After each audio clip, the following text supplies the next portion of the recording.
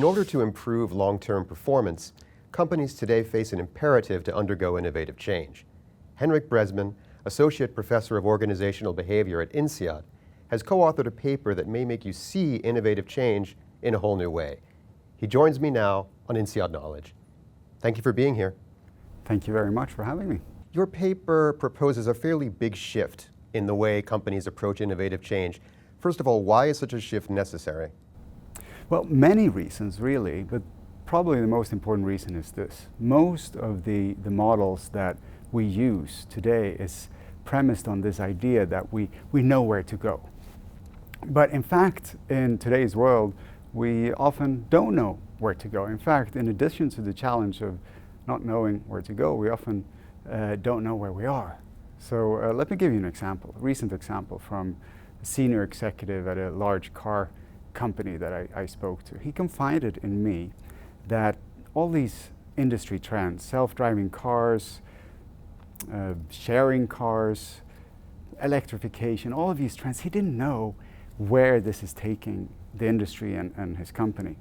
But he also felt that he, as a senior leader, it's his role to step up and provide a clear, compelling vision for the people who he's leading. And he feels that if he doesn't, then his authority as a leader might be undermined.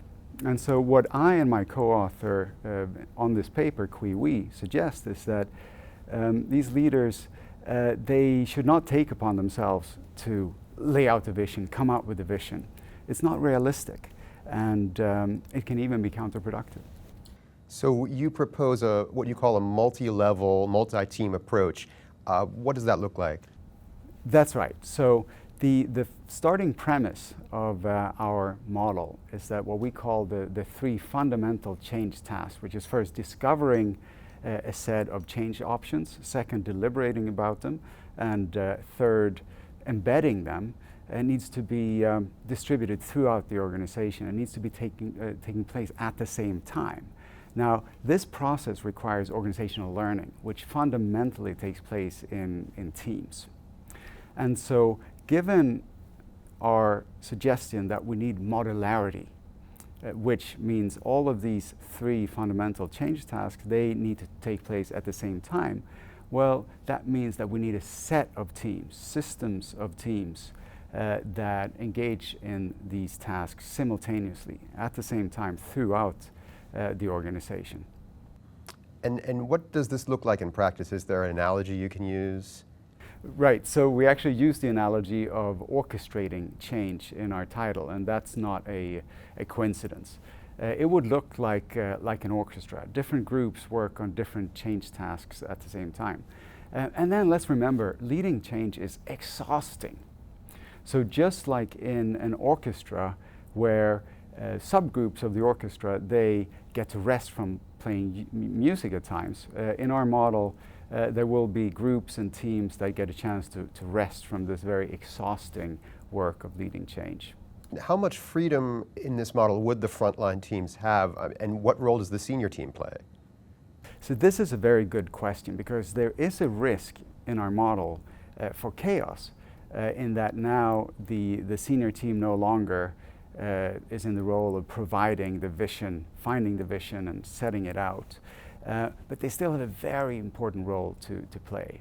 Importantly, they are the ultimate arbiter of which options will be chosen. And then they also play a very important role in instilling a holistic mindset, as we call it, in the frontline team, so that they can form their own judgments about which options for change to pursue and not pursue, connected to the larger strategic picture. So this holistic mindset, in a way, provides a guardrail against chaos. When it comes to implementation, where can companies begin? Well, the beginning is a change of mindset. Senior leaders must change their mindset so that they are less defensive about the fact that they don't know where to go, and invite others in the organization, frontline teams, to help them find the answers. But then it also takes investments in new capabilities, and in investments that are consistent over time, because this model really constitutes a new culture. It's a cultural shift, and as we know, that takes time.